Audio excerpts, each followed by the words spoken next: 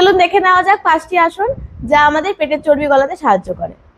তো আসন number 1, Paschimottanasana. Inhale, raise your hands up, exhale down. যদি এতদূর হাত না আসে তবে শিরমনে হোল্ড করতে পারবে। ইনহেল, এক্সহেল, কোর মাসলকে এঙ্গেজ রেখে ডাউন আসবে এবং এটা মোটামুটি 3টে সেট 20 টাইমস করে কন্টিনিউ করতে হবে। আসন নাম্বার 2, সেটা হলো বোট পোজ বা নৌকাসন।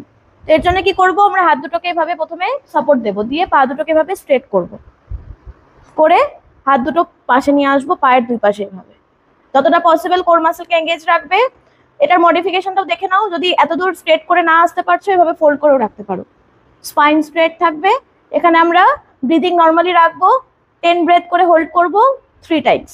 তো আসন নাম্বার 3, সেটা হলো ক্যাট এন্ড কাউ। তো আমরা টেবিল টপ পজিশনে এভাবে চলে আসবো, ইনহেল করব, ব্যাককে এভাবে আমরা টিল্ট করব, চেস্ট আপ, লুক আপ, দেন এক্সহেল, স্পাইনকে এভাবে রাউন্ড করব, নিচের দিকে তাকাবো। এটাও 15 to 20 টাইমস প্র্যাকটিস করবে। তো আসন নাম্বার 4 হলো আমাদের ভুজঙ্গাসন টু চাইল্ড পোজ। তো টেবিল টপ থেকে আমরা এখান থেকে চলে আসবো, ইনহেল, পুরো আপার পোর্শনকে এভাবে সামনে নিয়ে আসবো, বডির উপরে তাকাবে, ইনহেল, এক্সহেল, ইনহেল, এক্সহেল, এইভাবে 15 to 20 টাইমস কন্টিনিউ করবে। তো আসন নাম্বার 5, হাই প্ল্যাঙ্ক।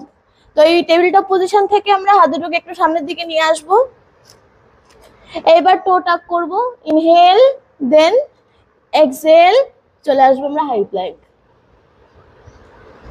হিপ না খুব বেশি উঁচুতে থাকবে না নিচুতে, এখানে ব্যালেন্স করার চেষ্টা করবে, ব্রিদিং নর্মালি রাখবে।